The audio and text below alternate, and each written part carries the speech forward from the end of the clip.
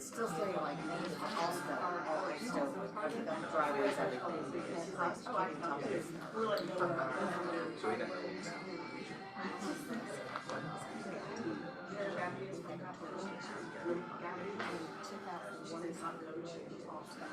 She was like number 2 in the world. So I don't know. It is crazy. And that's the problem. Well, yeah, when they ask people, give something for this business, I'm just really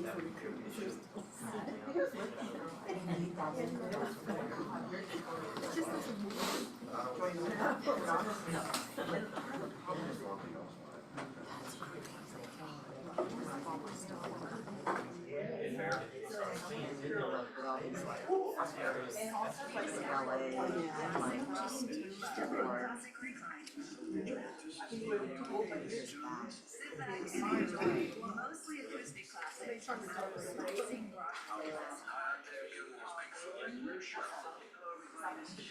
classic reclines, another exclusive We did. It was some nice people I've ever encountered in my life. I've never met people nicer than that. It was the best toilets on earth.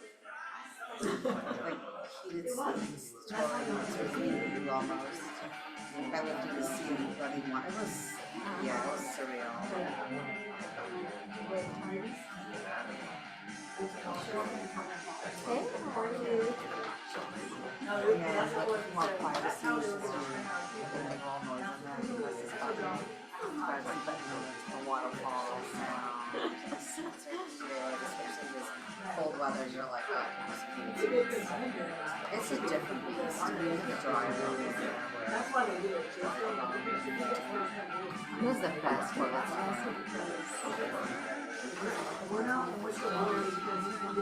yeah.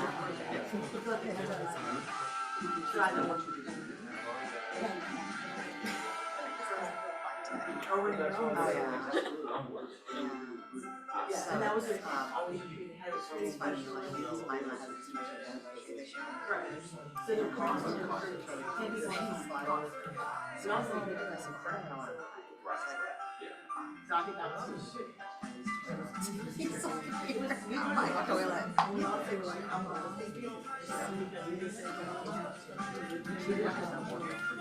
I know, we've done that before. I don't want that. I want the full shebang. Like, I want the whole thing. He's like, where's when you have that toilet? It's not. Okay, well, still, this is what I want. they were really It was really nice. That's what I want. With a trip. You know. Joey yeah, I don't know. At this point, like, that was mine. Not just that.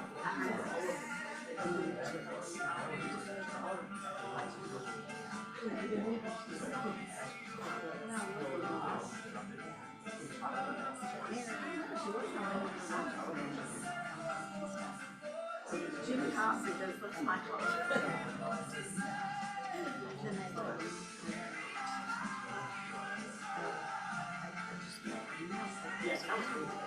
Yeah.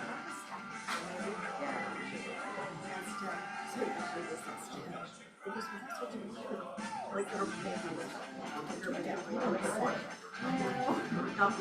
That's funny. It's from kids like, yeah. I'll say, don't worry about it. See when you see it. Sometimes take control. Oh,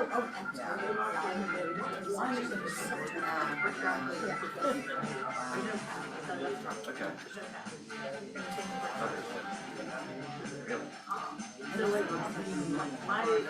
My really good friend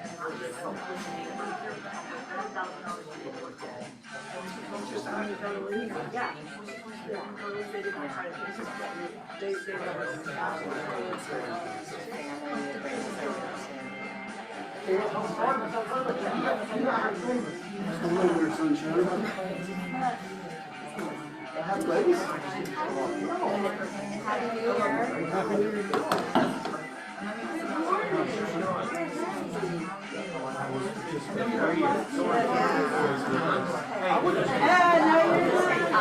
Awesome. Did you enjoy the stay? Well, it's okay. I'm not even speaking. I'll have a positive impact on the stay and still do. Okay, no, this is the offer. Yeah, so we're at this one place and the first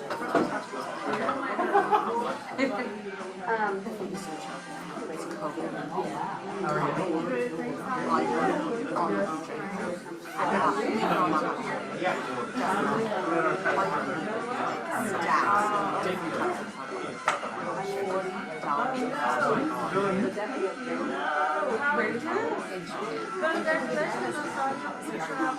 I'm like, I had like 3 bites. I'm like, I'm eating all the veggies, whatever. But I'm like, I don't know. That's not right. You know what I mean? Like, COVID was so bad.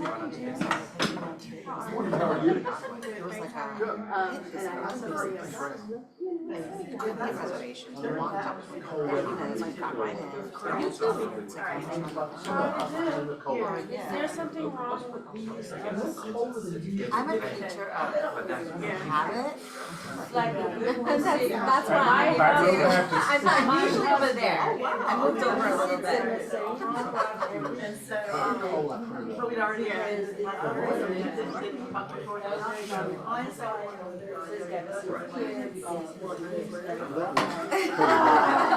so sometimes I. Maple gravy. Bacon maple gravy? I'm not sure about that. I'm the same way. A third going down on the left side.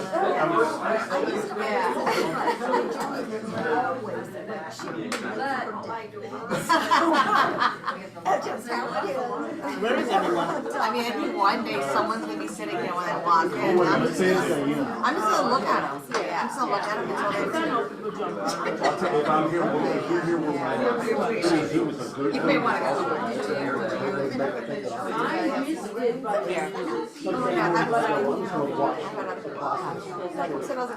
in my bed.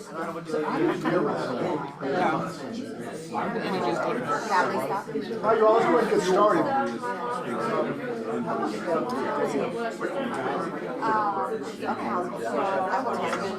The world, Rolex, life, yeah, that's important. I was very much it's ridiculous. I've never I think my master.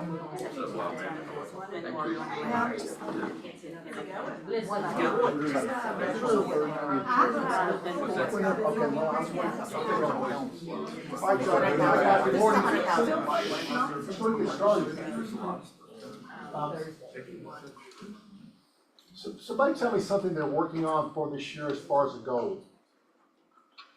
All right. Anybody have a goal that they can share with me this morning that they're working on this year? All right, Teresa, tell me. We are working on getting Italian citizenship. We submitted the paperwork and I'm super excited. And that is my lifelong goal, is to have that. So, Italian citizenship. yes. So we'll, yes, so we'll be, and once I do it, John has to learn Italian and he actually has to take the citizenship test to join me, which he'll be doing in a few years. I see your face, buddy. Your face says, I'll believe it when I see it. And that's like fun. Okay, anybody else has something they would share as far as a goal this year? Yes, ma'am. We're looking for land in South Georgia to build a family compound. My son retires from the military next couple of years. I love that. I love that too. I'm looking for acres for my grandsons in Virginia, just raw acres I can buy for them. I haven't decided how much yet.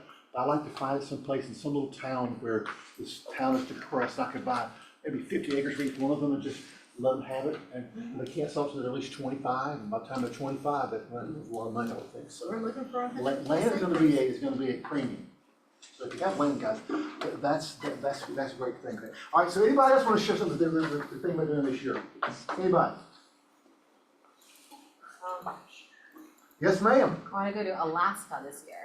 Ooh, yes. To go to Alaska. Today, think about when Alaska makes me cold. Right? Yeah, I think I can have Alaska right here. Right. It's not the glaciers, that kind of stuff, which is cool. How many people have done Canada, Canadian Alps? Banff, Canada is a spectacular place to go.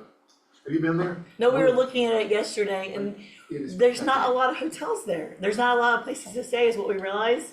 And so I think we're switching to Sky Italy. Valley, to Montana. Italy. Big sky. Big sky, to Montana, over Banff. You know what is McCall, Idaho?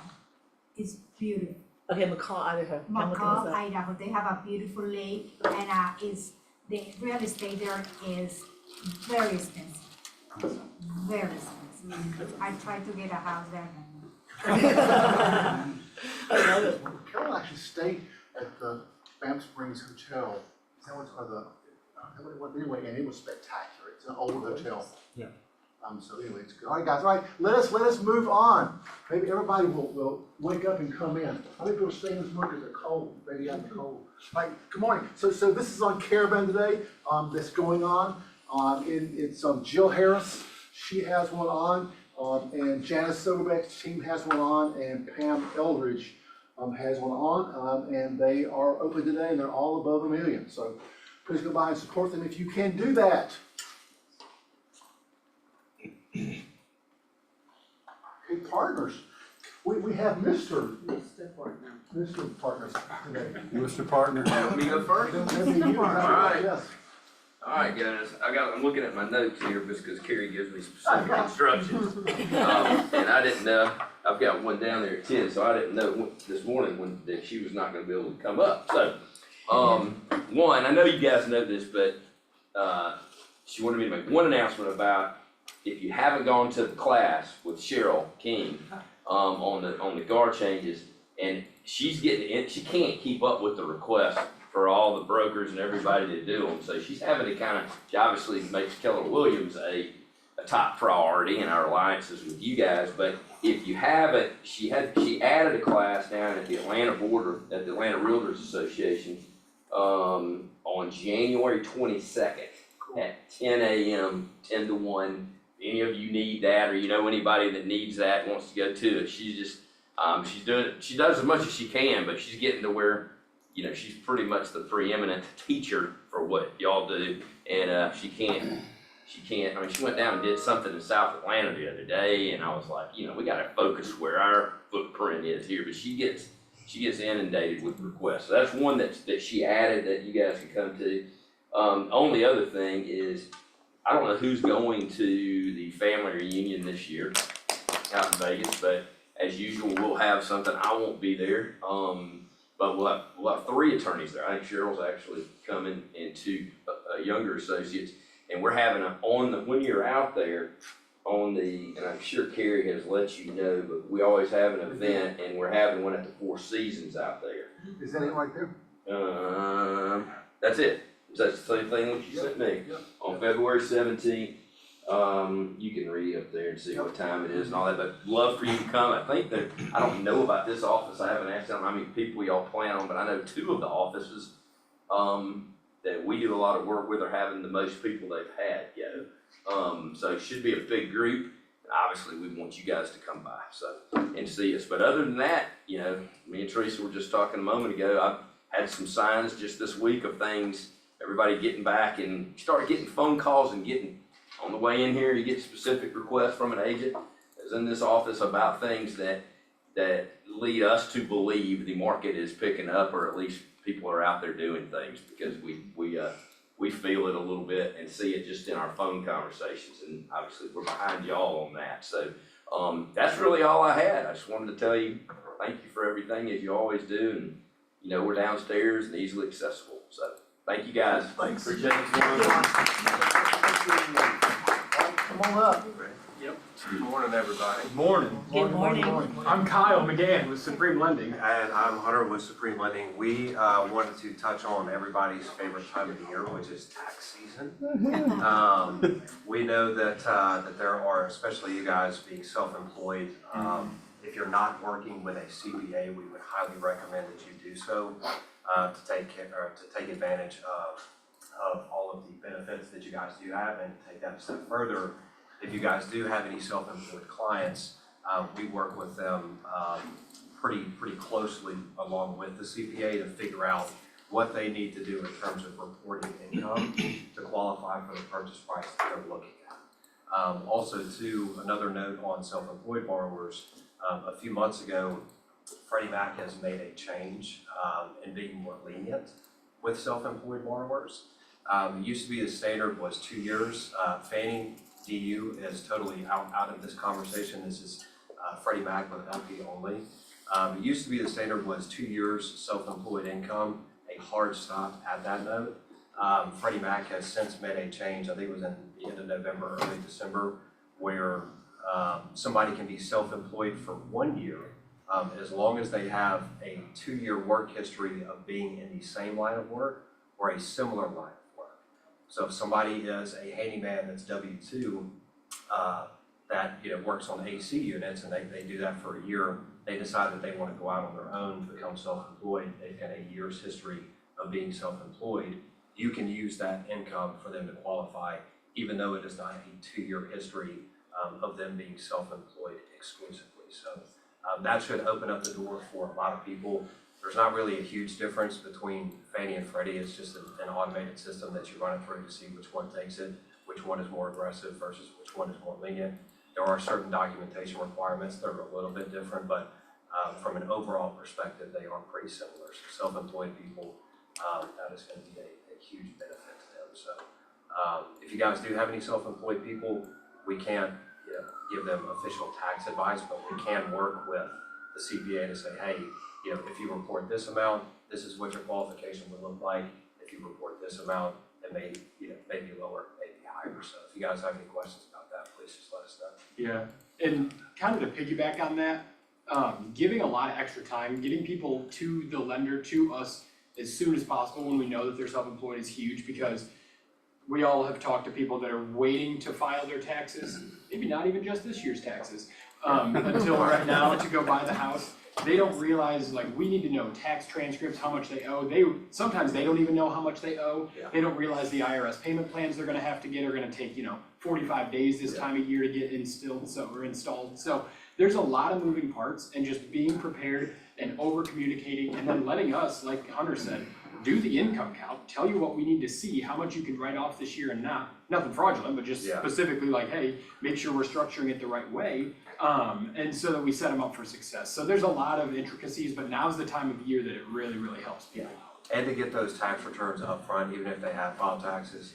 If somebody that's self-employed tells you that they make 15 grand a month, they may in fact make that, but they may not report that. So the amount of times that people get into underwriting and there's issues with, saying you make 100 grand a year, but you report that you only make 65, that's a pretty large discrepancy, and that could affect the outcome of the qualification in a great way. So aside from W-2, they're important as well, but it's extremely important to get those documents up front so you can ensure that you guys don't have any unpleasant surprises during your contract period. So if you guys have any questions, just let us know. Any thoughts on rates right now? Well, They're still there. Yeah, they got Great answer. yeah, they got hammered on Friday. Yeah. The payroll reports, and they opened up off about 20 to 30 basis points this morning with the inflation report, which is good. Inflation is easy, but that's from an interest rate perspective. We didn't get So any they relief. 6.5 now? No, it's 7.5, pushing closer to that. So, We locked everybody yesterday, I think, pretty yeah, we were unanimously. trying to lock as many people as humanly possible, so thankfully we did. But, yeah, they're doing what they do. Did it go up recently just by a lot? Yeah, I mean, we lost about 1/4 to 3/8 just on Friday. I mean, the market, it got Yeah. On Friday? On Friday, yeah. Yeah. And then again, this morning, we Yeah. lost a little bit more. We gained a little bit yesterday and then lost more today.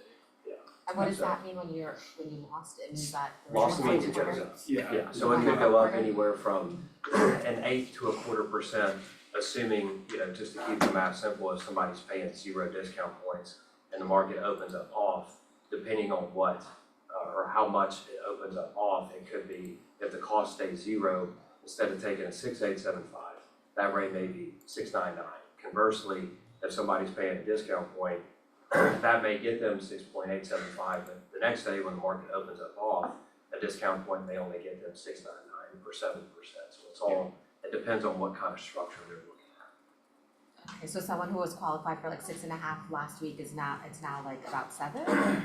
Potentially. Yeah, I'd say it's gone up at least 1/4 to 3/8, somewhere around in that ballpark. So And probably that's- high season, yeah. Yeah, and everybody's gonna be a little bit different, not everybody mirrors each other, and that's just how lenders are set up. Correspondent is very difficult, or very different from, a credit union or a bank where they've got a pretty large servicing, where they can offset some of the losses on their originations. But typically, everybody's within 1/4 to 3/8 of each other at most.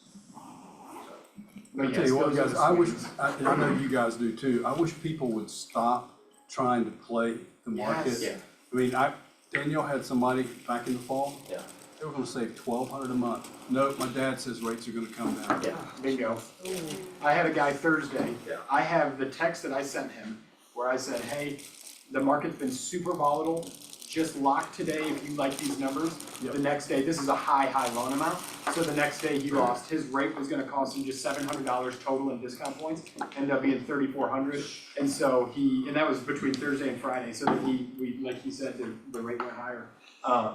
And so it's just, don't gamble here, not right now. Yeah. Maybe there's a time for that. There are probably hundreds of thousands, if not millions, of people that are a lot smarter than we are, that do this stuff, that are trading bonds, billions of dollars, trillions of dollars worth of bonds on the secondary market. And not a single one of them have gotten it correct. Yeah. So, That's right. if somebody thinks that they're gonna, if they see a trend that somebody else doesn't, the likelihood of that happening is probably close to 0, if not 0. So if those numbers, it doesn't matter if the rate's 2% or 20%, if the numbers are comfortable, buy the house and then just refinance it later. That's all you can do. There is no right or wrong answer in that. And the music is Any playing. other questions at all, anybody? Mike, that was good, hang on. Come on up, come on up. Ooh, Toledo, Ohio. Good morning. Yes, good morning. It's good to see you. Come on up. It's slow. Will you respond for the delicious, that Yes, delicious donuts. donuts? I didn't have one myself, I'm fasting, but I'm fasting too. hopefully everybody. I'm Dorian Crawford, I'm the owner of True North Restoration. We are a disaster recovery business, and disaster recovery, for those that don't know, we respond to 5 different categories of events. The first being water, any type of water damage in homes or businesses, any type of structure. Fire, we clean up after fire disasters. Mold remediation services, so if you have any microbial growth or any type of mold issues inside of a structure, we come in and clean after that and disinfect and remove all the affected materials. Odor control, that's smelly houses. So we have any houses you go in and you just can't get that smell out. We have different protocols for all different categories of smells that we mitigate against. And last but not least, God forbid there's any trauma or crime events, we do crime scene cleanup as well as biohazard cleanup services as well. Those are unfortunate events, but someone has to come in and actually do that service, and that's something that we do. So I'll just talk briefly about each one of those services, just so everyone knows exactly what that means. I mean, they're mostly self-explanatory: water, fire, mold, odor, biohazard, but let's just talk about each one of them briefly. So water mitigation. Water mitigation is when we extract water from businesses, homes, any structure. When there's any water present that can damage the structure or the home, we come in, we extract that water, we dry the structure out, and then we can rebuild the structure back to where it was before, or we can actually work with contractors and do a seamless handoff to, if you have a contractor that you work with that you wanna come in and actually do the work as far as rebuilding. But any type of water situation, we come in immediately, we shut the water off, and then we clean up after those situations. Fire, if we have a fire emergency or a fire disaster, we come in, clean up all affected materials, we pull out all of the burnt and charred materials, and then we do smoke and odor treatments. So one of the things with fire is, you have that damage and the fire department comes and they put the fire out, but after that, you're left with all this burnt residual things in the home, and then that smell gets in everything. So we work with you to clean and do odor control and clean all the odor out of the home, and then we build it back to where it was before. Mold, pretty self-explanatory. We have mold issues in a house, we come in and we clean behind all of that. We come in and do a full assessment and we save whatever we can save, and if it's structural that can't be removed, we actually clean that as well. So mold remediation. Odor, now I know everyone's probably walked into a house where maybe someone's been in there cooking with grease for years, and we have strong spices, odor with urine, pet urine, and tobacco, cannabis, smoke. We have different protocols for each one of those different smells in order to attack and clean and get rid of those smells. And trauma and crime, I won't go too far into that, but it's pretty self-explanatory. So we want to come meet you today. We want to be a resource for you. If you need any help, if you have any questions, I'm the owner. You have my direct information here. You can always call me, bounce ideas off me. I want to be a resource for you just in case there is a disaster.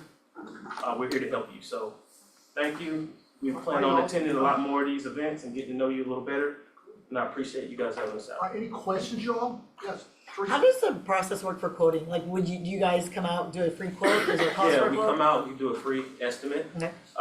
Usually when it's an emergency, we gotta be there fast. Yep. But yeah, we come out, our estimate writing, we'll have our estimate done, full estimate, like within 48 hours. Okay. But we can give you, we can usually nail that number down with just actually seeing it, because we've done so many of these before. And what about working with insurance? Do you guys work with insurance? Yeah, we work with every insurance company. I mean, we work with ones we've never even heard before that, come in. So, that's a good point. We handle the claim from start to finish. That's part of, just our workflow is we work with insurance. We work with all insurance carriers. Perfect, thank you. Yeah. Yes, ma'am. Is this something that could be helpful for investors who are maybe considering properties that have fire damage or extensive mold damage, or is this more for owner occupied? Whenever those situations are present, we will come in and mitigate that situation. So, I mean, if you go in a house and you may be looking to buy it or flip it, if it stinks or if there's mold or any odors, it has to be fixed, and we address that the same way we would. So you would come in and give a quote then? Yeah, we come in, give a quote, Exactly. estimate, just kind of give you a baseline of what you're looking at. And then if you want to move forward, we help you through the whole process. Anybody else? Angela, how are the donuts? Oh my goodness, I was supposed to start my fitness and that was total crashes. Donuts. Yeah, they're the best guys. Let's get those, hey guys, welcome. Y'all have my card there? Thank you. Thank you. Come back. So my Y4C2Ts. John, which one's your favorite one today? Integrity. Which one? Integrity. All right, John, why is that one important to you? Just do the right thing. Why be bad when you can always be good, right? I like how you look at her when you said be bad. Well, it's like a. It's our brother-in-law's motto. We love him. Exactly right. Exactly right. But guys, integrity probably is my favorite one up there all the time. And I like so many of them, but integrity, because once you lose that, it's almost impossible to get it back. You cannot do it. So guys, I love that one. Oh my God, this is what we live by in this office. All right, let me turn this down so y'all can see it.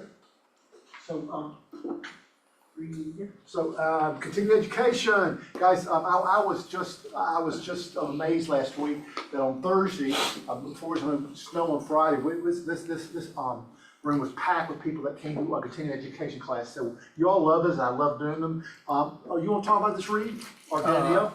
Yeah, so tomorrow at 11, from 11 to 1, no, 11 to 2, sorry, my math was off there.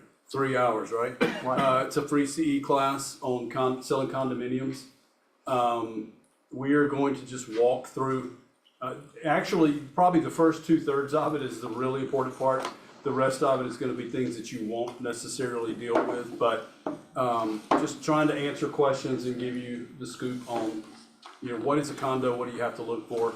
What are some things that you might do to serve your clients better on those? And I love it, I know how to spell the word gotchas. Yes, that's it right there. Real words, so I love it. Anyway, guys, come to this tomorrow, it's continuing education, again from 11 until 2. And then Wednesday, January 3rd, reserve your spot for headshots. If you still have your high school picture on your card, you don't want to change it up. So guys, please do that. It's $100 a session, which is a pretty good deal. So please come and do that. And again, that is going to happen on Wednesday, the 22nd, which will be a week from tomorrow. Chat GPT. Let's ask Chat GPT and chill real estate with Amanda Warren. I love this because I need to sit in this class. I know more about Chat GPT and chilling. So whichever. Anyway, that's Monday the 27th, 11 to 12, in person only.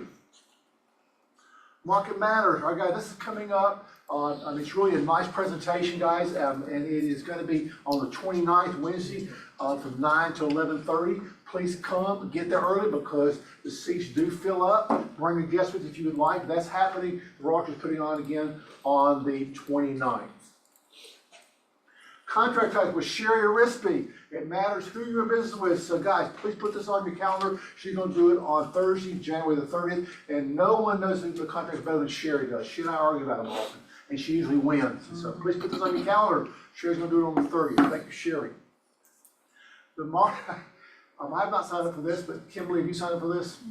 All right, so the March to Fitness, enter to win $2,000 prize. Who won it last year, Kimberly? She won it last year. Let's give her a hand, you all. Yay! Anyway, guys, to get started, text this number right here, and they will get you in for a body scan, and you can enjoy it. Actually, it's a $1,000 prize. Well, it's split between female and male, Gotcha. first, second, and third. Gotcha, exactly. So anyway, just realize this is coming up. If you'd like to do it, please get started right there. Loving on Listings starts in February. You want to talk about this, Arthur Reed? I do. I don't know what the prizes are yet, soon to be announced. Yes. And we do this every February. Every February since I've been here, we've done it. So consistently, and we're gonna have what you guys loved. Did y'all love the Power Day when I couldn't make it? Yes, the Power Day was fabulous. The Power Day was fabulous. I've only heard great things about the Power Day. So on February 1st, I think it is, we're gonna have another Power Day here, where we're gonna focus on listings. The reason why this office outpaces other offices on listings is because we focus on listings. So 9 to 2 or 9 to something like that. We're gonna feed you, we're gonna get some money from Jim, lots of money this time. And we're gonna have signs for listings, all kinds of stuff. So put that on your calendar and block it out. When is it? Is that Saturday? It's February, what's the date? The first Monday in February? It's gonna be the third. February 3rd, we're gonna do Loving on Listings. That's my birthday. Yay! We're gonna celebrate her birthday, so you're gonna be here too, yes? Yes. Okay, so Loving on Listings, Arthur, February 3rd. I can hear the minds are going, but Jim, I'm just gonna stay home in my jammies. No, they're not. Nobody here is saying that. We're not even gonna put that out there. And nobody online. They're gonna be in here. But why They're here? gonna be intentional Right. about their 2025 listing because we know he who controls the listings controls the market. Okay? So they're gonna be right here. Thank And guys, everyone said, it was nice hearing other people talking on the phone. It encouraged me and knew what to say. And so guys, please come live. I love to see this room filled up for this Living on Wisdom contest, because last year, we ended the year with more listings, for the whole year than any other Keller Williams office in Atlanta. So what you focus on expands. Guys, please put that on your calendar. All right, lessons learned, guys. We're gonna move on from that, and we're gonna get started with John Teresa Gale. So guys, I have a couple things for you before I bring John Teresa up. What would you say is a number that if this person was worth this much money, they would be wealthy? What number comes to mind? You'd be wealthy if you're worth this much money. And is there a number that, because I've got a national, but what number do you think that would be? If I had this much money, total assets, I would be wealthy. With or without inflation? Huh? With or without inflation? Inflation, okay, all right, yeah. I think it used to be $1 million. $1 million, okay. That was the goal. I think everybody wanted to be a millionaire when they retired. Okay, I'll get that. Anybody else want to guess? 3 million. 3 million, okay. Yeah, around. Now, Yeah. yes. Now it's about 3 million in assets. It's actually 2.5 million. Now, that was something I looked at yesterday. They said that people that are considered wealthy are people that are worth 2.5 million or more. And which is just interesting. I mean, is that the right number? Who knows? But 2.5 million is considered to be wealthy. But what percentage of Americans are worth $1 million or more? What percentage do you think are worth $1 million or more? 3%. 3%, okay. Anybody else want to guess? 1. Huh? 1. 1%? Okay. You said $1 million? I think it's 10%. No, I would say 1. Well, Yeah. you're pretty close. Maybe 10%. It's 12%, worth $1 million, which means that a whole bunch of people are not worth $1 million. And of course, $1 million with inflation, as much as it was about 10 years ago, no, but still being a millionaire is still a pretty exclusive club, okay? All right, what do you think the median, which means 50 above and 50 below, of a two-person household income is in 2024? Median of two-person household, what do you think their income was? 70? Huh? Say it again? 140,000. Are you 140,000, asking okay. Georgia or are you saying period? All of, Oh, yeah, okay. yeah, yeah. 100,000. 82,000. Wow. 82,000 is the median income. For two $82,685. But the average salary though is around about $56,000. Are they both working? Like, so are you saying this is per person or? All right, so the 82 is two-person income Wow. in a household, is that right, Joe? And the average salary, across the United States is about $56,000. So this is interesting. So I looked, I said, so where are the average salaries per state? So which state do you think has the highest average salary? California. Say it again? Okay, nope. I think New York. Washington? California, Massachusetts. What? Right, that makes Massachusetts. sense, that makes sense. Massachusetts, the average salary is $80,000. That makes sense. That's in Massachusetts. Who do you think is last place as far as average salary? Alabama. Mississippi. Alabama, Okay, Mississippi. all right. West Virginia. All right, someone just said it. Sorry, Kim, it's Mississippi. That's what I said. It's Mississippi, exactly right. Mississippi, the average salary is $47,570. What's Georgia? Not much more. All right, so let's talk about that, okay? So where do you think Georgia ranks? On the bottom. In the middle? From the bottom. Because we have Atlanta. There's 4 from the bottom. Yeah. There are 4 from the bottom. I will tell you that We're not talking about that education. Georgia Yeah. outright. What y'all say? We're not talking about education. What John said? We're not talking about education. Oh, no, they're 4 from the bottom. For that too? So guys, we rank above Florida, Tennessee, South Carolina, and Alabama at number 21. Hey, Not 4 from the bottom. 61,000, almost $62,000. So guys, and as we think about 62,000 being average, don't raise your hand, but you wonder, a lot of us think Was it per household or per person? per household. It's per household, is that right, Jeff? So guys, when you look at that, you think, golly, how can I live on $62,000? but a lot of people live on a whole lot less than $62,000. That's true. And so guys, I mean, if you make 62,000, then you're very, very, very, very average. My father, I think, made about, back in the 50s, made about $15,000 a year. We were considered a well-to-do family making that kind of money. But Cokes were 25 cents. So things have changed since then. So anyway, I've been sort of watching the Gales, and they've been focusing on a little bit, a lot on growing wealth. And so guys, y'all come on up here, please. We can just do if you like that. And sort of tell us a little bit about your journey, because y'all started with KW Wealth, and sort of tell us about your journey, how that journey started. Let's welcome the Gales. Yay! And all you people out there that wanted this class and didn't show up, you're lost. I did that on purpose, so she can sit higher than you. All right.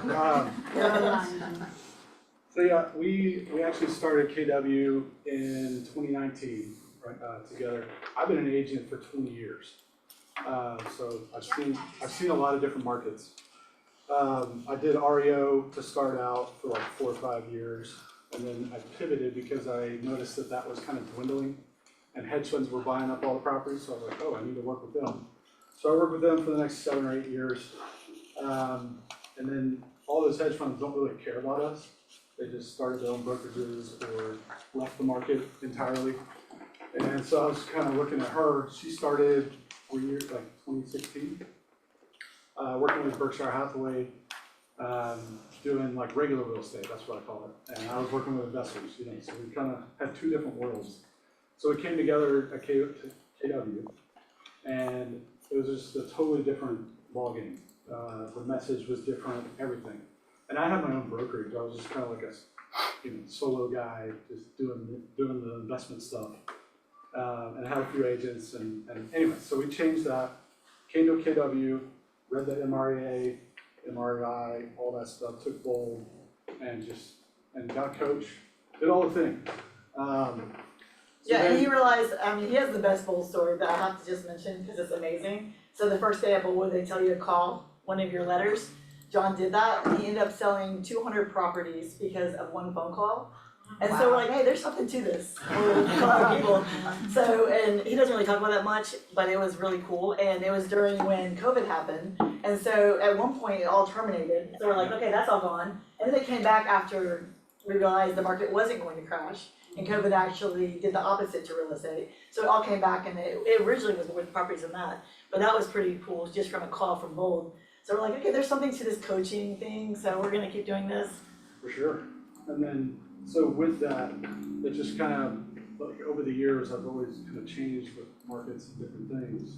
But we were always like deal chasing, right? Like just trying to make enough money to pay our bills, to support our family, all that stuff.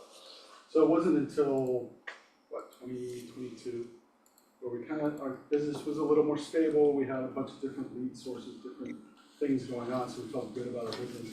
And we were at Family Reunion, 2022, and it was before KW Wealth started.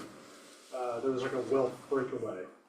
And I just got inspired by this husband-wife team that, I forgot their last name, but anyway, they weren't talking about their retail team. They talked about all the assets that they owned and the wealth that they were building and things like that.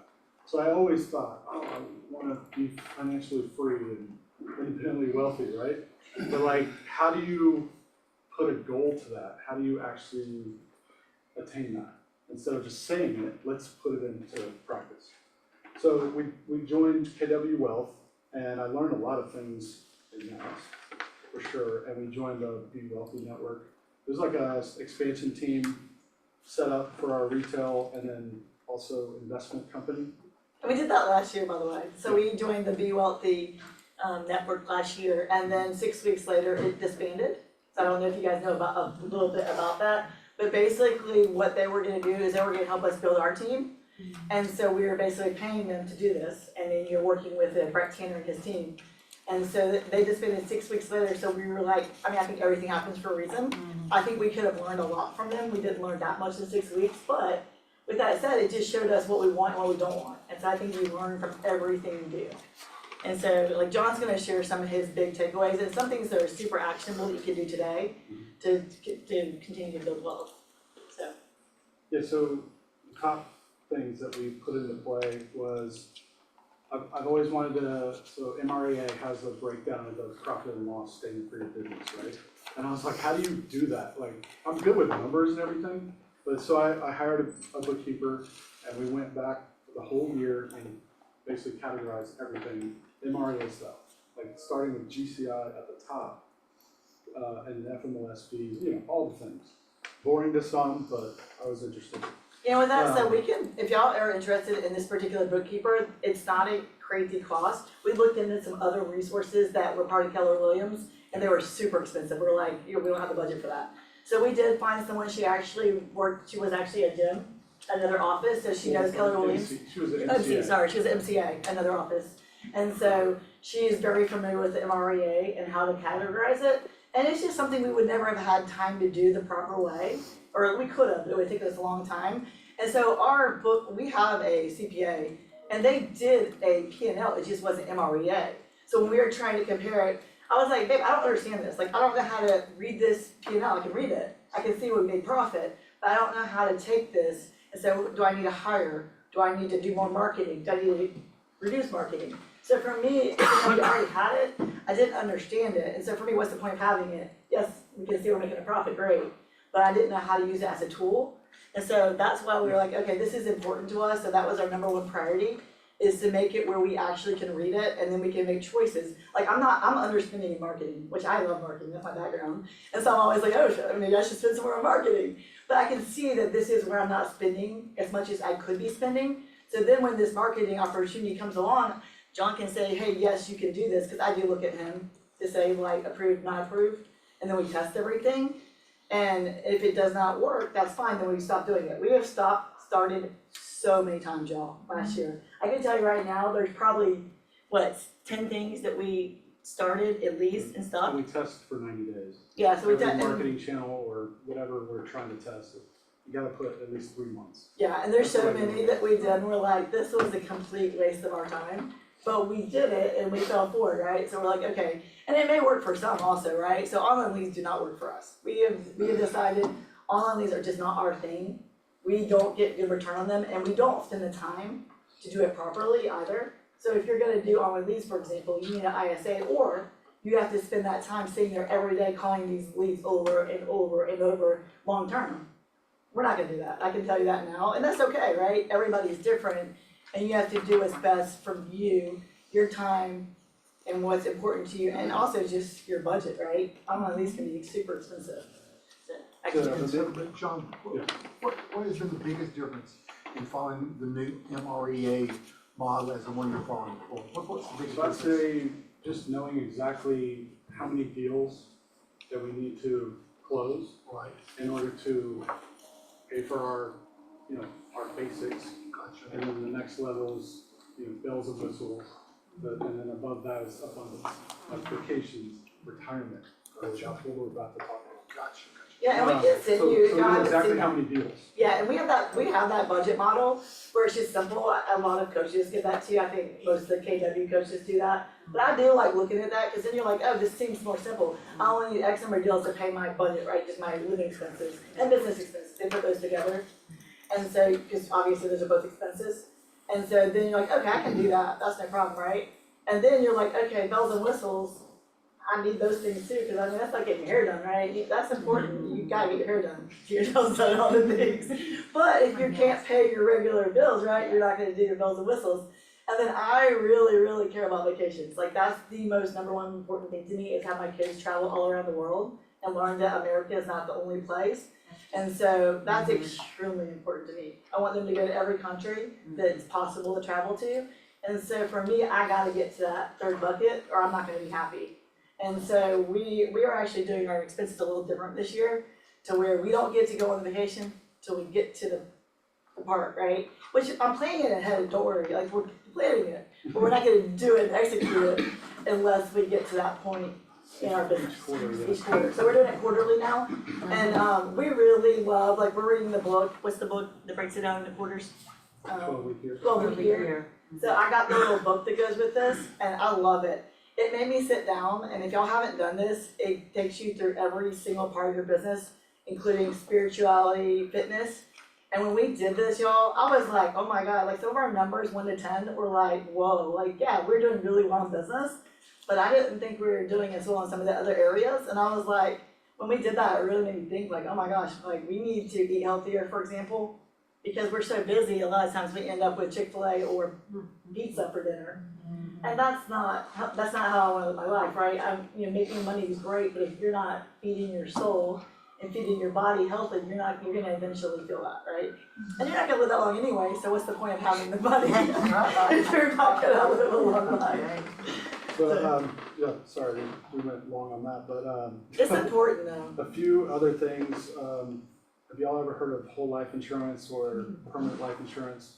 So that's something that was intriguing to me.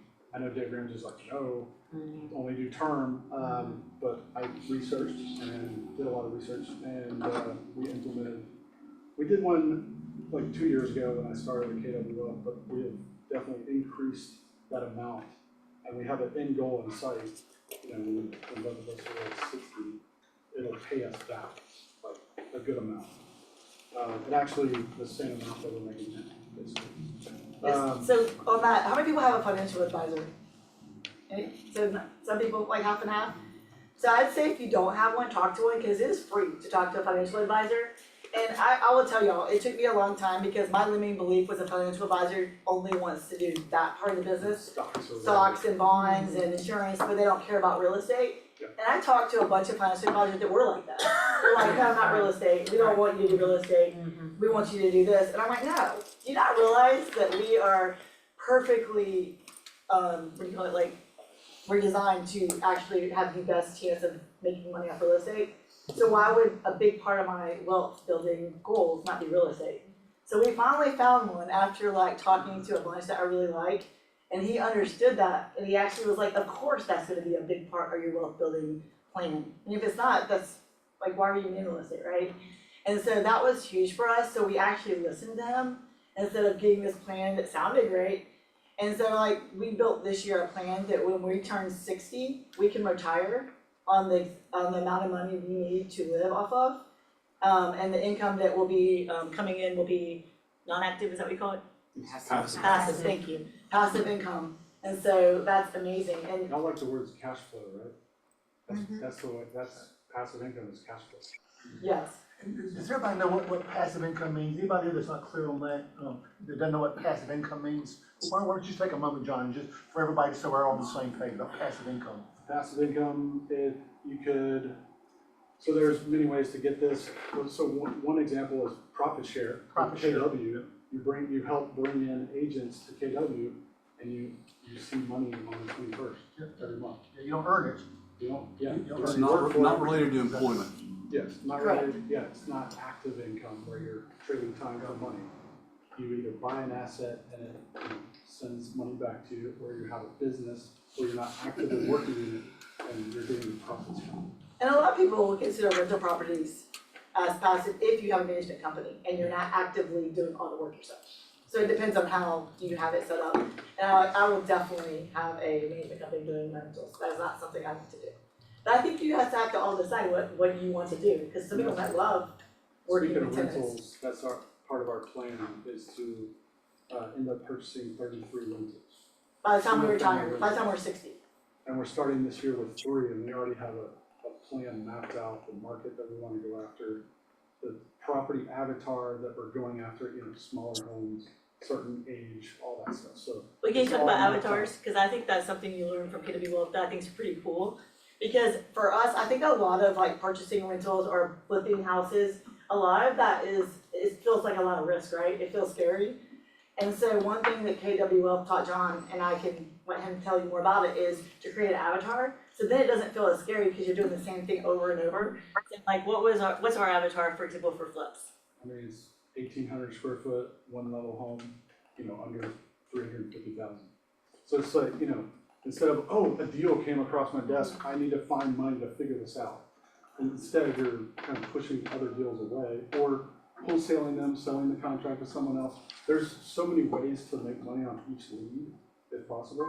Like wholesaling contracts, and I can talk to y'all later about that. Or listings, it turns into listings if they don't end up doing the deals for us. So it's just about creating the deal flow and then saying yes or no to each deal. Yeah, and with those, we know that we're gonna buy it for this, do this much work and sell it. And it's pretty, I mean, the market, yes, can go up and down a little, but we know we're gonna do well. So for us, it's not, we're not opening walls up. We have investors who do that though. We have great investors who work with it. They'll like completely redo the whole floor plan, but they have a lot more funds to work with than we do at this point. So like for us, it makes sense to have this avatar for now. If we end up having more cash flow eventually, then our avatar can change, right? I would love to do, $500,000 homes in East Cobb. That's just not right now in our budget. So you have to choose something that works for you. And the other thing that we have done is you can get partners to go in with you. So his dad is a good partner of ours, and we have other partners as well. So we actually go in together on that. We do all the work, of course, but we share in the fact that they have funds to put in with ours. And it's cheaper than getting the money from a bank and easier because you're not going through all the paperwork, right? So sometimes that's. So hold that thought for a second. So guys, why do you think more of us in here do not have more rental properties? Why do you think that's true? I can tell you one. Yeah. A lot of people have, if you wanna call it a limiting belief, I'm not sure exactly if it's in that category, but I've heard 1,000 times, I don't want the hassle of owning rental properties. Okay. Right. And there is. I don't like the hassle of having Alright. my retirement income in somebody else's hands that I don't have any control over. So there's a, one or the other. Or interest rates are too high. Interest rates are too high, okay, all right. The deals don't work. What? Deals don't work. Deals don't work, I'm afraid that my tenant will destroy my house, okay? Yeah. But guys, yes, ma'am? I've also heard people say that they could make more in stocks and other ways, more than real estate and the hassle of it. And does anyone know the statistics on that? Anybody in here at all know what it is? No, what statistics? Who over the past 4 years, have more people made more money in stocks, more money in buying real estate? It has to be real estate. By far. Real estate's the only thing that you can borrow money and you get all of the return on that borrowing. That's right. You can't do stocks. So guys, the reason why more people don't buy houses is they don't do the necessary steps to learn what to do. The guys, I mean, to say, well, I don't have the money. Well, someone in your family may have the money. Exactly right, John. So John, so take a moment and tell them what they need to do to buy their first rental property if they have not bought it. So what would you advise them to do? Because everyone in here sitting in this room should have at least one rental property. And if you don't start looking towards that, it's not gonna ever happen.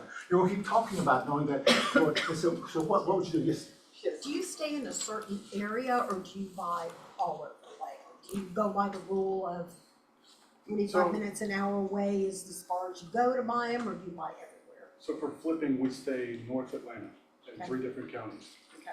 But for rentals, we have targeted a market actually out of state. Okay. That we're gonna go after, just because the Okay. price points are Sure. much lower. Yeah. And we can do 4 times the amount of volume. I was wondering where you were finding under Yeah. 350. Exactly, yeah. Yes, yeah, absolutely, and that's the thing is like, Yeah. I think you have to start where you can start. Yeah. And so I think that is the number one step, is to find what market, and then second step is talk to a lender. I mean, that really is the second step, because if you're planning on, you're doing the need to get it, because it's constantly changing also, like what the fees are, what the interest rates are, so check with the lender and see how that looks on paper, like, can you afford it?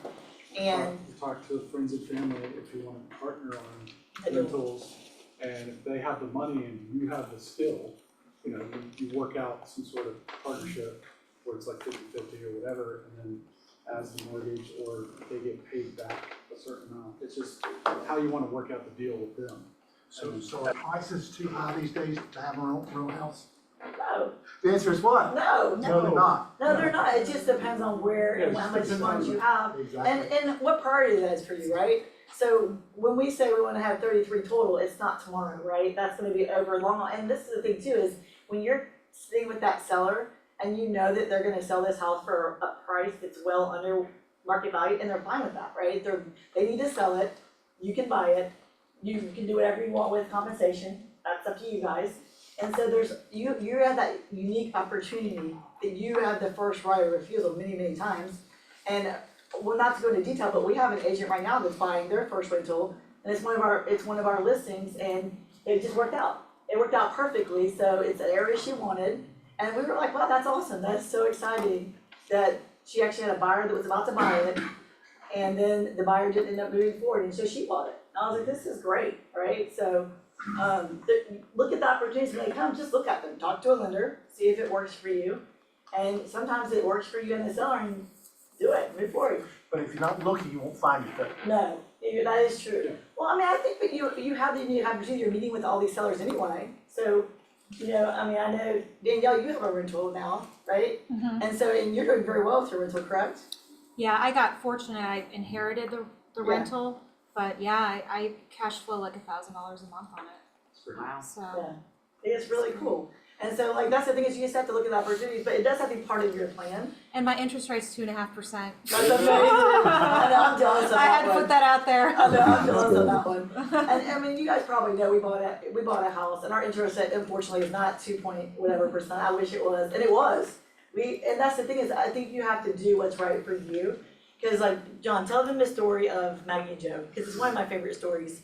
And it's not anything I would do, which is the best part of the story, but They're a husband-wife team like us. and we love them. And they built their dream home, out near Pequannet somewhere. And they realized their wealth plan wasn't going as fast as they wanted, so they made the sacrifice, sold that home and got I'd say a house that's $1 million cheaper. They got a lot of money for that house, I think obviously. they made $1 million, by the way. so I mean, it was a gorgeous house. By clearing $1 million, they're able to accelerate their wealth plan, and, which is, we call it retirement, right, or whatever you wanna call it. That they can see that day where they can choose to work or not work. And that's much sooner than it would have been if they stayed in that other house. So I thought that was very intriguing when they told that story. I was like, oh, that's cool, they made that sacrifice. And also, we're not doing that, but I think it's just a good story, right? Yeah, yeah. Because if that's what's most important to you, is to retire at age 50 or whatever age they plan to retire, they could probably retire sooner than that. And so for them, that's a huge part of their goals. And I think that's really cool, and that's why everybody has to look at what's important to them. And so for them, that was important, they had 3 children, and for them, they didn't want to work forever, so that's what they chose to do, and I think that's great. We don't have the same goals in mind, and we feel like we can get to our goals a different way. However, accelerate your wealth plan is a cool thing, right? So and their house now is nice, by the way, they didn't just sell this house and buy this little like shack on the side of, like Lanier or something. That's what my husband imagines, like, when we saw our house, it's like, where are we gonna go? Yeah, so they have a beautiful mindset, they just. It takes a lot of guts and a lot of education. It would be nice if part of, I guess, our service to our clients is to provide that education, right? But Yes. I don't always want to be the one. So it'd be nice to have a resource where to, like, not only tell our clients stories, right? But also have somewhere to send them to get that information. To get like the wealth building information. Yeah, and I think it comes from different areas, right? Because you have your financial advisor, right? You have advisors from different parts of the business. And so it doesn't always just go together one little bucket. Because the other thing that we've been learning recently is, so does everybody have right now, like, they say you have 3 to 5 months, they say for personal and business of emergency fund? So for everybody, is that just sitting in an account? And is Like a it checking account, a checking right? account? Yeah. Okay, So this is this one is a takeaway, that's super simple cool, thing it's so that easy you to can do. do right now. Yes, Take that emergency fund and put it in a high yield savings account. Which one? oh, that's So what we do, what we will you- send that to you right now, we'll what send I you. can Great. send you the link Yeah. or whatever, just let me know, I can send you the link, but we use Wealthfront and my money is making 4%, just sitting there.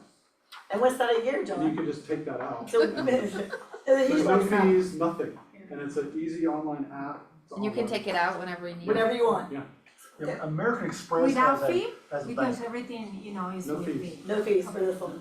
Yeah, And that's something you could easily do with your, we call it dead money, where it's just sitting there, maybe 0.01% at Wells Yeah. Fargo or whatever bank, and you're like, why do I have that just sitting there? Yeah, some people have it, to pay taxes or whatever, but you could have it sitting here, say you have $1,000, you're making, what, $40 in a month? And what's that a year, John?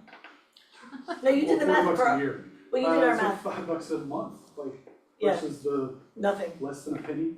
Well, no, but you did the math on what we're, if we leave our money in there, what we're making here, and it was definitely worth doing. Because before it was doing nothing, right? But, and you should have that because, you know, we know this, because our income is like If you don't take this. anything away from this, that's the one thing you all gotta do. Yeah, cause this is super simple, and there's a couple other things you can put your money into that we have not done yet, so what were the other ones, John? Bonds and, So instead of our IRA, IRAs, yeah.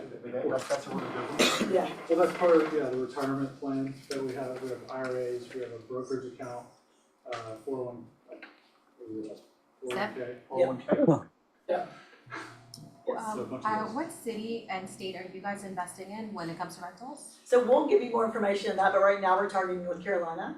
But we are partnering with someone doing that, so we can, like, if it's a good opportunity, we're happy to share. I don't wanna tell you yet because we're not quite there yet, but that is where we're targeting currently. And because John has been part of the wealth group, and really it's John, not me, I'm just his partner in crime. And I have learned more from John really than anybody else in this arena. But John is definitely the one that's gone to all the wealth building events. I went to one at family reunion, I'm not gonna lie, I was like, this is the most boring thing I've ever heard. I told Jim that it bores me so bad in college, I was like switching my legs back and forth 'cause in an accounting tax class, and I fell on my seat in the middle of UGA in front of like all these people because it bored me so bad.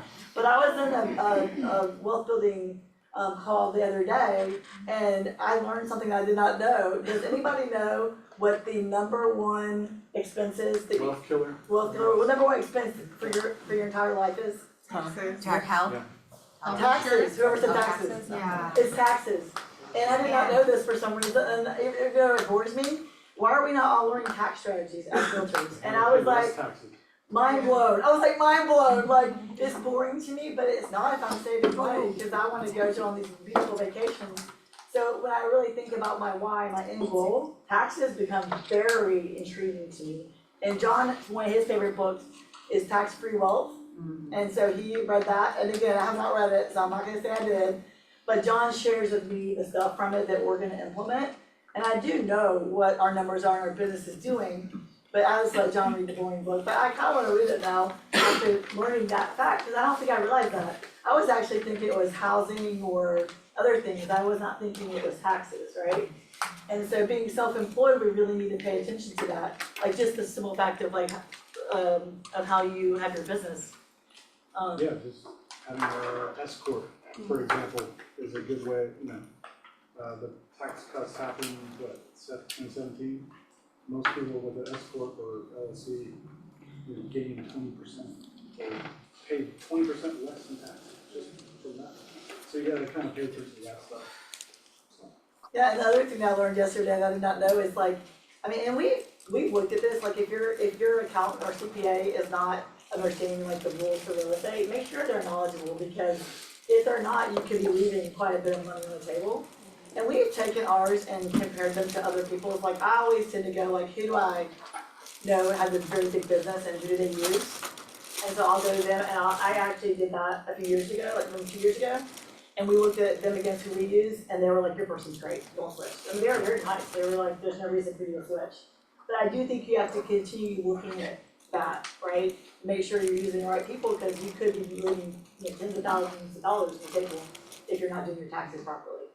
Stop doing your own taxes. Yes, and get a bookkeeper if you can, I mean, and again, everybody's budget's different, and we get that, like, we didn't just start with a bookkeeper and a this and a that. Financial advisors really don't cost anything, by the way, but they do make money off what you put your money into.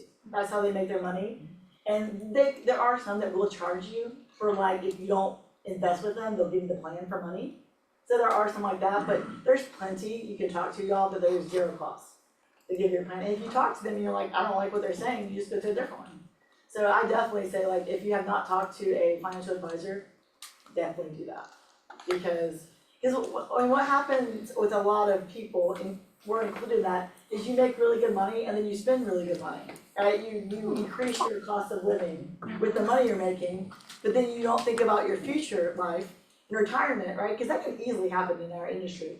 because we don't have We don't have that the paycheck IRA. coming in. It's Yeah, like we don't have the company that's taking it out of our bi-weekly paycheck, right? And so a lot of people, and we're included in this, we're like, oh, let's just increase our lifestyle. So we had to make sure that we first started with our budget, right? And then we have reduced a lot of expenses, y'all. Like, and just between us, we are not part of KW Wealth anymore. We dropped it last month because the fee for that is $1,000 a month. And we love it, but $1,000 a month, we're not using it anymore because we've learned a lot from it. But we weren't doing the calls, we weren't doing the things. And if you're not using it, guys, cut it. We cut it. And funny enough, our coach, she cut it too. We're like, what? We cut it too.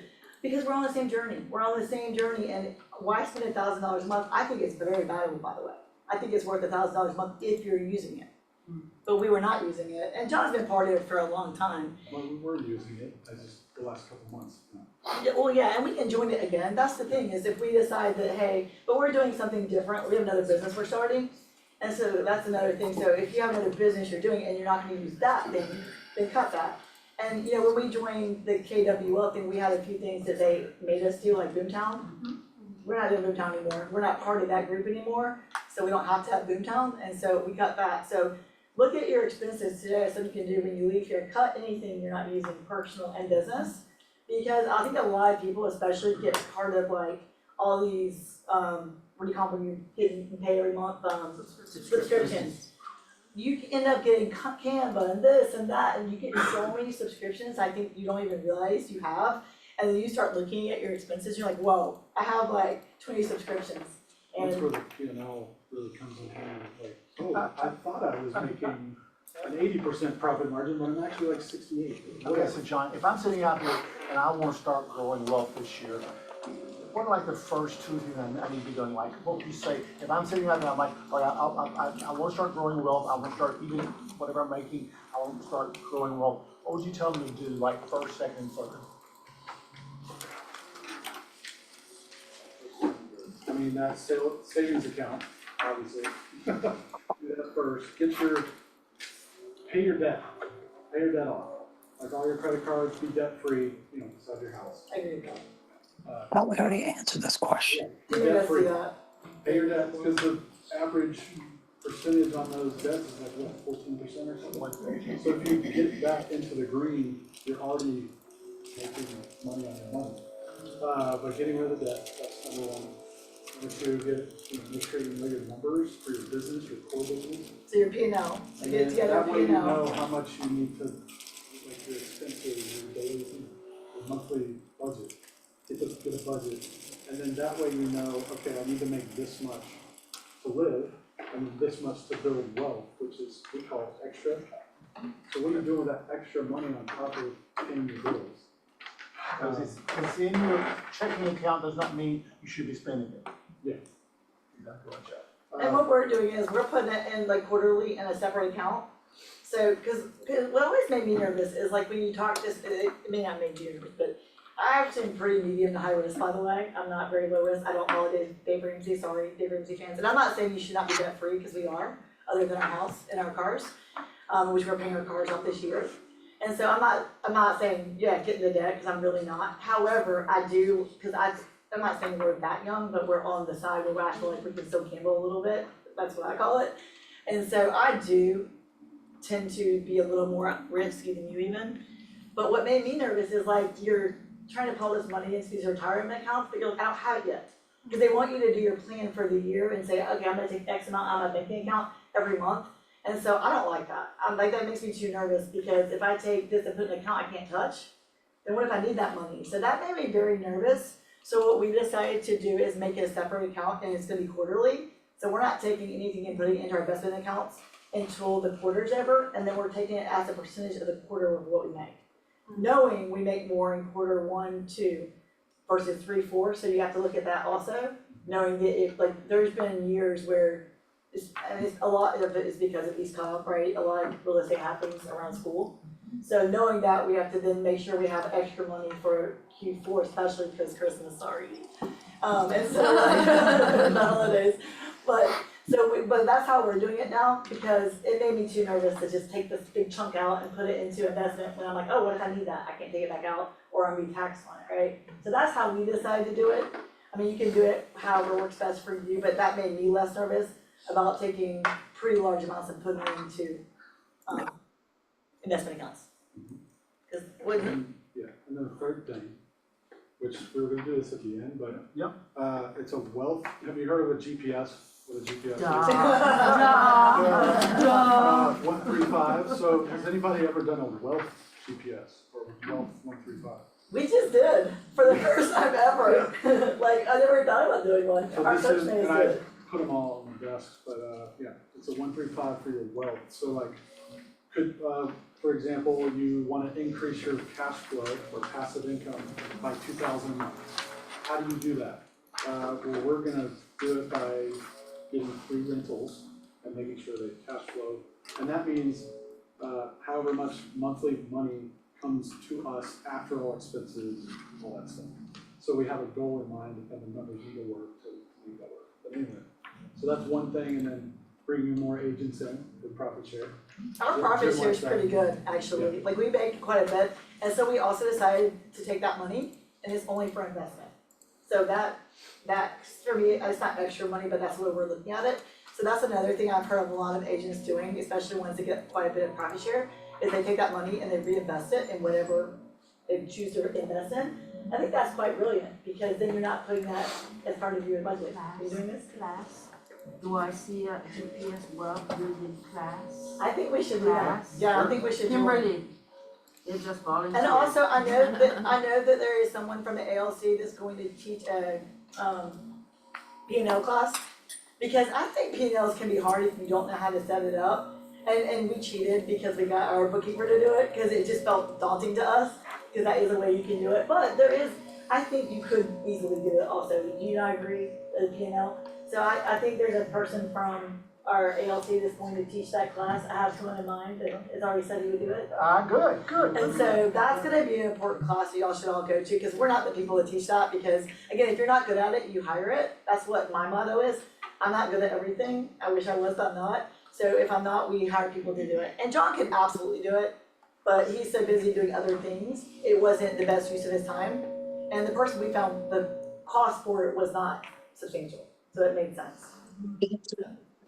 And what's our third thing on there? This is not as glamorous or exciting, but we are being intentional on paying off our primary house. I know it's like a Dave Ramsey thing, but we wanna get rid of that interest rate. I'd like for the mortgage guys in here to talk about, is it wise to pay off your house, or is it wise to keep having a mortgage so you have tax deductions? What do y'all think? It depends on your, Yeah, I'd say, first off, it depends on what your interest rate is. That's what I say. Yeah. And, number two, I would do what they said earlier, which is consult a financial advisor. I mean, I don't think that there's a right or wrong answer with that. Same thing with, you said the same thing to clients, if you pay a discount point, you're banking on the rates staying higher for longer. If you don't pay any points, you're banking on refinancing, in the near future. So I don't think you can look at it from a right or wrong perspective. It's just whatever you are most comfortable with. But I'm sure that you could argue that statistically one way or the other. I'm just not sure what that answer is. And I think it also depends on your level of risk. yeah. If you're risk adverse, cause like Mark King was talking, and he is so risk averse, I was like, I can't be, I could not marry someone that, I'm just being honest, like if my husband was that risk averse, we would not go well, cause I would drive him bananas. Because he is like, he believes in zero debt. Yeah. Like, he doesn't even believe you should have debt for your car, and I'm like, he told a great story about, he drove a beater, and he put a sign on it that said work truck, and he pretended like it was his work truck, so when he went and got listings, they didn't think he had no money.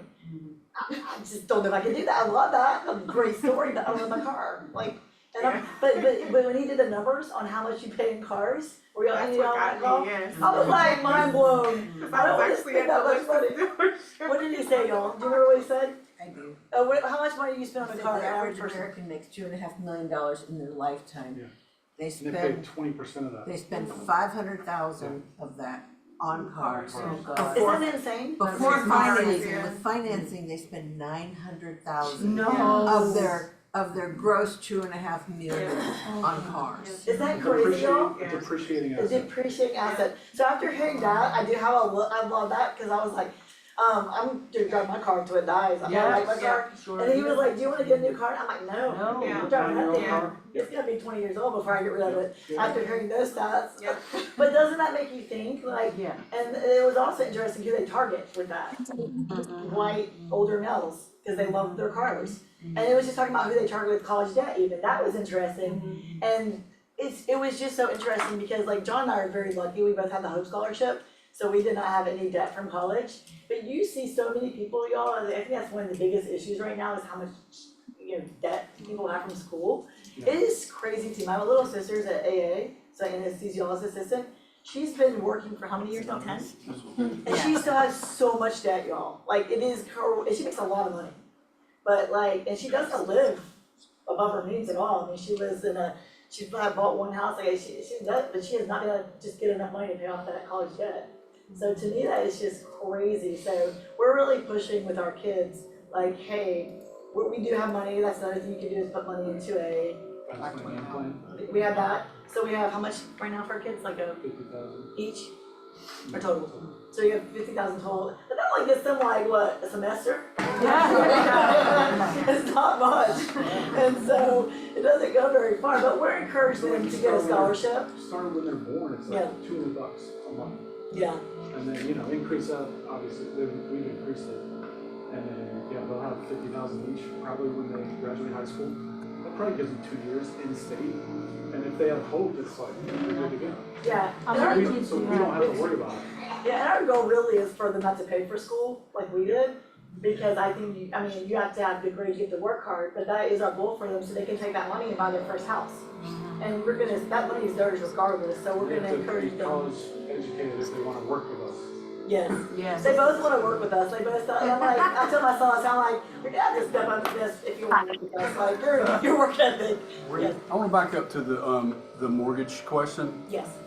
I think, if you think about it, I don't believe people say you need to keep your mortgage so you have the tax deduction. You're never gonna save as much with your tax deduction as you're paying in interest, not even close. Not even close. So that is a bit of a fallacy. We say it one more time. You're never gonna save on income taxes anywhere near the amount that you're paying in interest. Right. So it's not, there may be some unusual circumstances where people are different, and it is a little bit different now if the mortgage interest kicks you into being able to itemize taxes as opposed to not. But I would say for the vast majority of people, your income expense is gonna be way higher than what you're gonna save on your taxes. Because the standard deduction is like 30,000 for a couple. Is that high? Yeah, it's like, okay, who's paying more than 30,000 in mortgage interest? Not me. So, yeah, it's not worth it. So what do you, this is a question for you, like for y'all, for all the lenders. So like, okay, so, and this is high risk, by the way, so we're not telling you to do this, but we'll tell you what we did. So our last house, we got an equity line on our house, it was quite a bit of money, and we used that to flip houses. So we used that funds, and then we put it right back in, every time. Again, we had the avatar, and we were very comfortable doing this. I know we're not encouraging this, in fact, there's plenty of people that they don't do this. So if you're comfortable with high risk, and for us it's not high risk because we know the house is gonna sell for X amount, to me it wasn't high risk. However, I also have John doing it, and he's been doing this forever, and he's really good at it. I've paid investors Millions. doing this. So we're like, why aren't we doing this? So we do that. And so I'm not, again, not saying do this, but that's the thing that I've always been really curious about from a lending perspective is a lot of people's number one asset, right, is their house and all the equity of their house, and it's just sitting there doing nothing. And Mark King yesterday said he doesn't even consider that an asset which I've never heard that before, because I consider Well, that's, if you read Rich Dad, Poor Dad, Is that that's where it came exactly from? what he says. Okay. Because it still costs you money.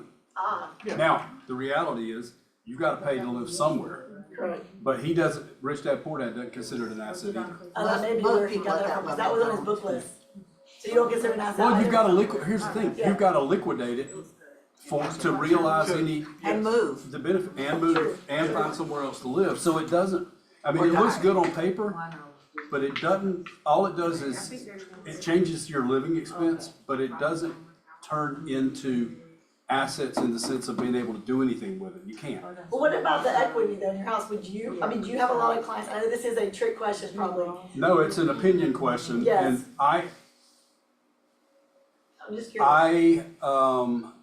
I would only do it under very, very, very tightly controlled circumstances. You I said mean, if your I house? knew, I mean, it would have to be ironclad because the risk of losing that, I'm not, because that happened to me 20 years ago. I lost all the equity in my house because I loaned it to a friend who was starting a business and I lost it all. Oh, wow. And the same time that I was relocating to Georgia with 4 kids and no job. So for you, that's too high risk because you experienced something like that, which I totally get. Yeah. And that's why we're saying don't necessarily do that we did. But it's just so many people we see that that's all their money is in their house. That's literally, we help so many elderly people sell and all their money, and they have to sell a lot of times because that's all their money, it's in the house. And it always breaks my heart. I don't know if y'all feel the same way I do, but I had a lady recently that had, her husband had passed away, she had no retirement accounts, Social Security only. Social Security only, and all her money was in her East Cobb house in Walton It School was paid District. off. It broke my heart, y'all. She had to sell this house that she did not wanna sell, because she literally had zero money.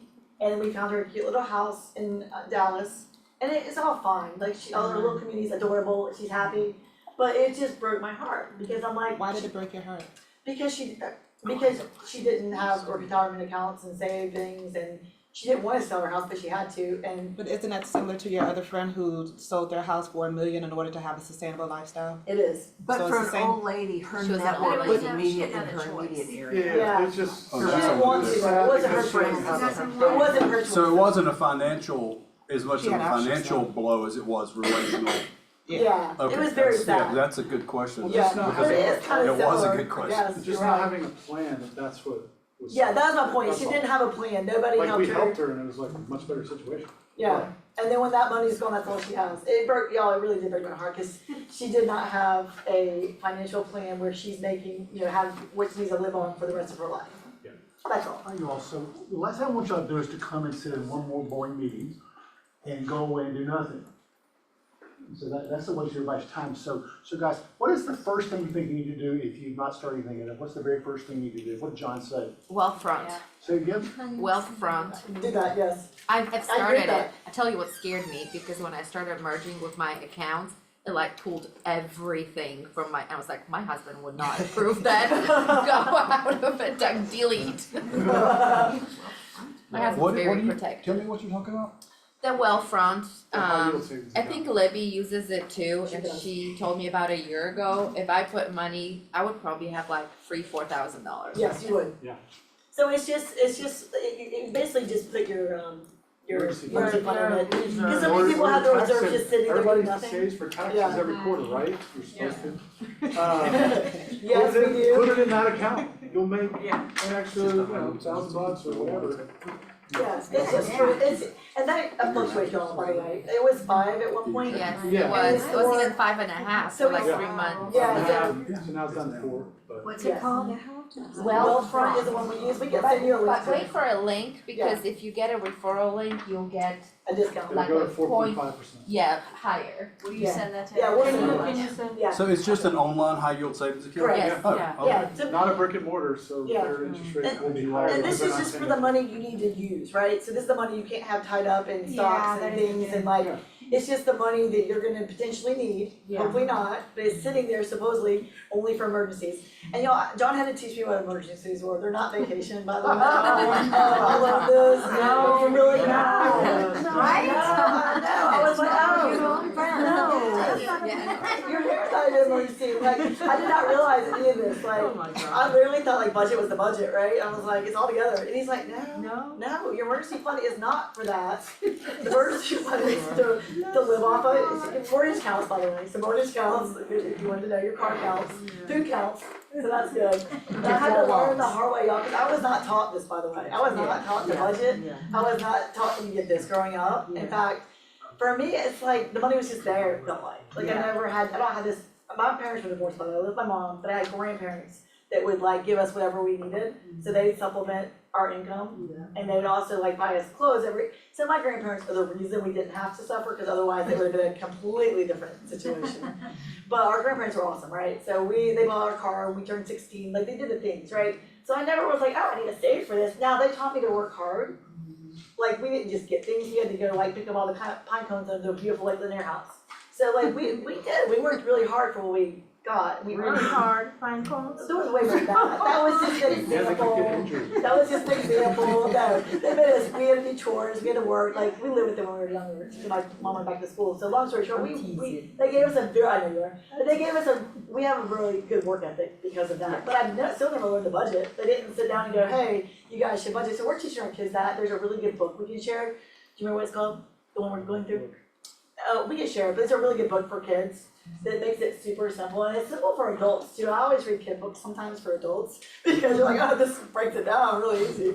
But I'll share that too, the book that we're reading with our kids, because it breaks down all these things and like how to earn money, how to save, how to work for things you want, which I think is really important as well.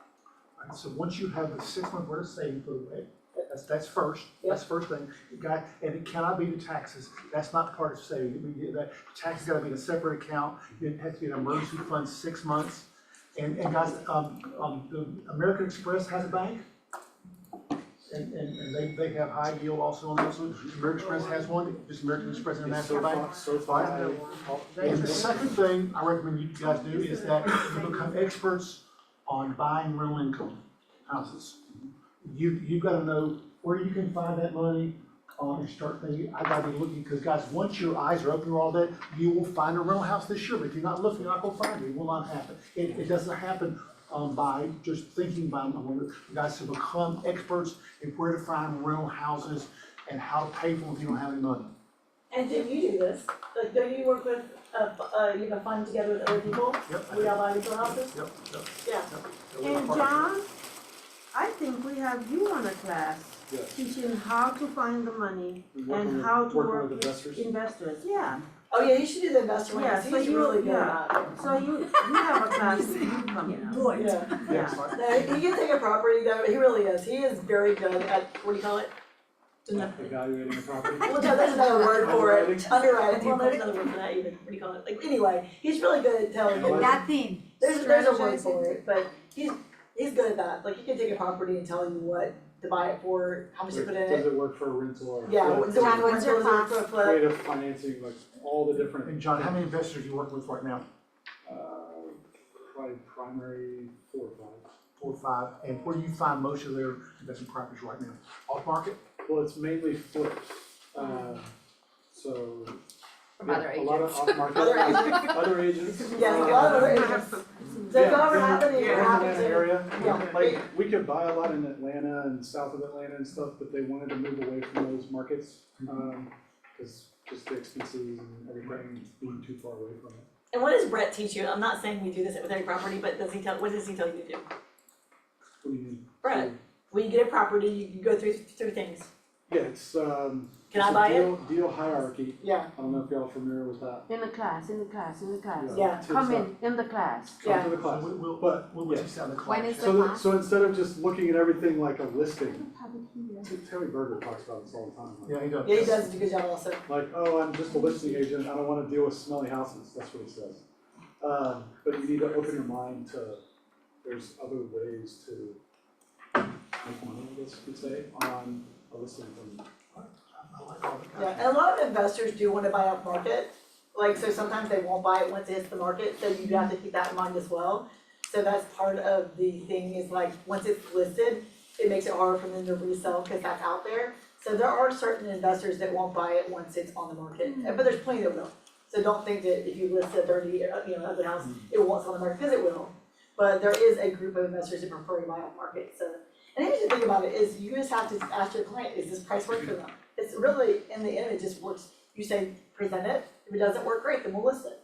That's just kind of what it comes down to. I've had so many people that they do not wanna list their ugly house. It is embarrassing to them, they do not want it on the market. I mean, I've had clients where I'm like, in Windsor Oaks even, where I'm like, you can make so much more if we just list this. They would not do it, and so our investor bought it off market, and our client sold it for the highest price ever in Windsor Oaks. So again, it's whatever your client wants, you have to remember, you're working for them, but if they're cool with doing off market, and that's their preference, cool, let's do it. John, I'll be nice for you to sort of say, well, here's probably some neighborhoods I'd be looking in right now. Don't pick out a lot, also, you probably know which ones they are. Neighborhoods, I mean. Or areas, yeah, or areas. Anyway, we can talk about that. Yeah. I got, any questions for them? Guys, this has been fantastic. Any questions that you want to ask me, anything you not asked them so far? Anybody? Oh, so I have, She raised her hand Oh, Neat. Oh, Thank you all you've so been there. much for this, and thank you for bringing it, because this was like really helpful. Are you all willing to share your bookkeeper's info too? Yes. Okay. I would highly recommend her. She's Okay. amazing. And we looked at, what's that group we looked at that we got from someone else? Alchemy. They're really good, but they're so expensive. Very expensive. And I couldn't just do it. I mean, I love them, by the way, if I could afford them, they're great. But then we found this option from someone else in the Wealth Network, and we were like, this is great, she's wonderful. It takes her, what, a month or so to get it all together, but it's so worth it. Okay. Can you shout out the number for us? I don't know it, but we'll pass it along. We email it all. I'll email that along with the other, the link. yeah. Send it to Kim. I'll send it to Kim, yeah, we'll send it to Kim. Yeah, She is that's her awesome. time now, I'm sorry, go ahead, Audrey. no, that's it. Your CPA. That's right, I have to do or have. Oh, thank you guys so much for this, and I'm so excited that we actually have you on the calendar for the other class, and now I get to have you twice for the GPS KW well class. So here's a tip that I picked up last year, and don't know why we haven't thought about it before. Once you cap, you live on, you run the same model, and the amount that's extra is not extra. You put it away. Like how you'll savings account. You put it in a high yield savings account. So you still live off your 70-30. Once you get your 100%, that extra, put it away. That's awesome. Yeah. And we'll share our financial advisors, well, we're not saying they're like the best in the world that use them, but I really like him. And this is the first one that I personally found that understood that real estate's gonna be a big part of our wealth building. I think one of the biggest things too is in any time you get a windfall, don't go spend it. Right. Yes. That's so I true. mean, if you That's have, what I had an uncle who died and got a little bit of money. Well, we made a down payment on a row house. You know, different things like that. It's just like you can't go spend it. But you think that down here on the rental house was smart, correct? Oh, yeah. Yeah, you're saying don't go spend it on a car. Don't go spend it on whatever. You know, Yeah, you're saying put it put in it- something that's gonna appreciate. Yeah, that makes sense. That makes sense. That's smart. Anybody have a question? You guys have a question? Guys, we love it. Give them a hand, guys. You are dismissed. Now, everyone needs to be working on this form, that form right there, John. Class So coming up. grab one of these on the way out Yes, yeah. and come up with your wealth plan. I did, I passed them out. Oh, class, yeah. Thanks, guys. You set it up, I'll be there. All right. Kim, how many do we have online? But he did,